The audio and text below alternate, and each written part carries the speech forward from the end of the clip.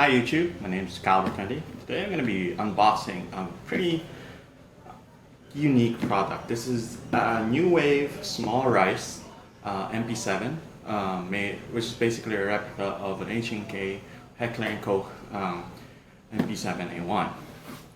This is unique because the new Wave Small Rice, no one actually knows a lot about this particular product.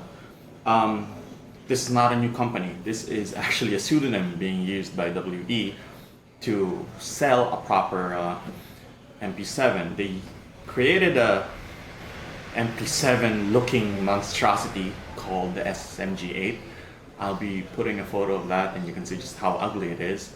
But this is actually the proper one. When I say proper, this is one-to-one replica of the H&K MP7. The MP7 made by KWA. Sadly, for people who actually own it, it's 90% of the size. So if you actually put it against this one, or the VFC MP7, you'll see it kind of looks like a toy. So let's open it up. So this is a box. As you can see, it doesn't say anything. There is no label of WE anywhere, so it just says new kit infinite, and then a bunch of Chinese lettering, which obviously I can't read because I'm not Chinese. So this is the gun, as you can see. So what does the package hold? The package holds the actual gun itself. You can see it's just really big MP7. There is no sights attached. Everything is actually not put in. There's no side rails anywhere. So it has no trademarks at all, which we'll get into in a bit. It comes with one magazine. What's nice about this particular gun is that it takes SMG8 magazines, and the magazines aren't ridiculously priced, unlike the ones that are being sold here in the Philippines for the KWA MP7, which reach around 3,200 pesos, I guess. The last time I checked for how much spare magazines are, they're actually priced at around 2,100 pesos, which is 2,200 pesos, I'm sorry, which isn't bad. You also get the rails. Get two, obviously, for left and right. You got the trademarks for the gun that you actually put on the pistol grip. Camera can focus on this. I don't know if the camera can focus. Let's see if it can. Anyway, we'll do a close-up of the trademarks later on. There's another metal piece, which is another trademark, I guess, I think, that you actually put in. What else? Front and rear sights, obviously, for the gun.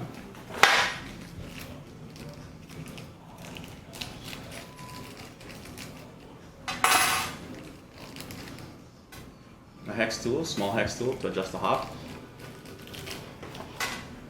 And this is actually pretty cool. This is a thread adapter, so you can use standard size muzzle devices if you want to replace this, which I don't know why, because it'll look weird. And suppressors. You also have the X screws and this spare steel stopper. This is actually for this, because the one here I think is made out of plastic. This is steel and this is plastic. I don't know. I think, well, maybe not plastic, but it's just basically a spare position. So let's talk about the gun. Obviously, this gun is a full-size version of the WE MP7.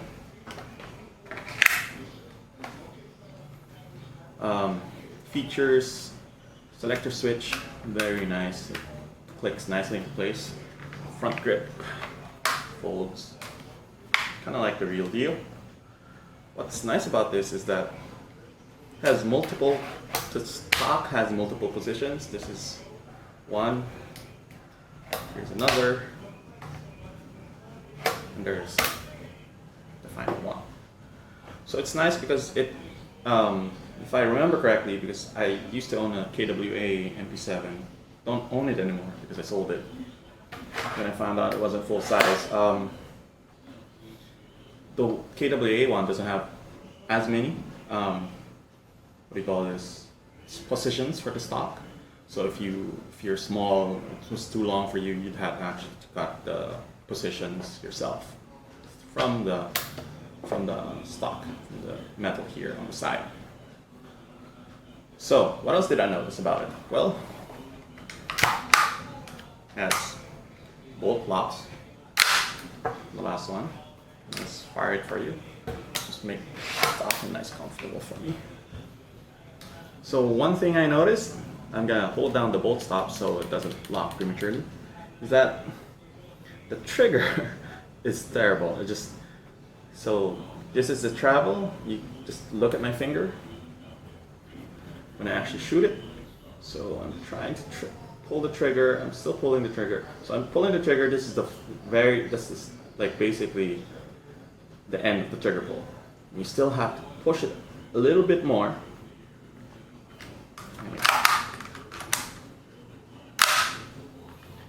So this is the end of the trigger. You have to push it like a little bit more for the gun to actually fire.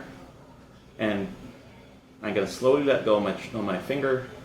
I want you to listen, or try to listen for a reset. There is no reset. You do not feel the gun resetting itself, which is a big problem when you're actually firing it on, when you're actually using it when you're using it in single fire. So again, I'm going to show you.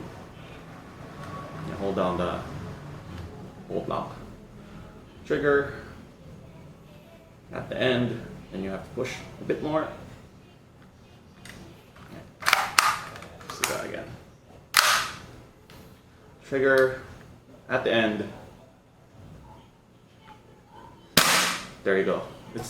You don't even know if it's actually ready to fire again, and it's just, the trigger is just terrible.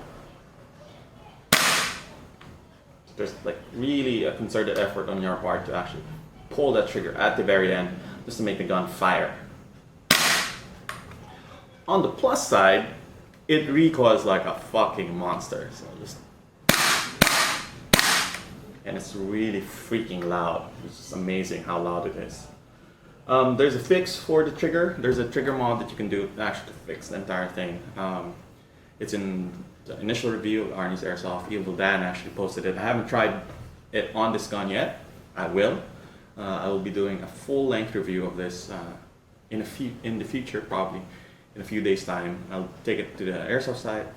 I'll check it out because a lot of people actually want to know if this is actually worth the money. In the Philippines, it's being sold by Tuk's Airsoft Shop. That's where I got it from. Got it from him from around 9,700 pesos, which is actually not bad. Camera is being weird. So I got it from Tuk's Airsoft Shop, which is actually not bad. 9,700 pesos is actually pretty affordable.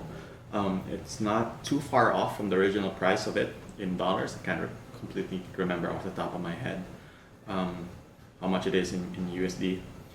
But this is actually a pretty affordable gun.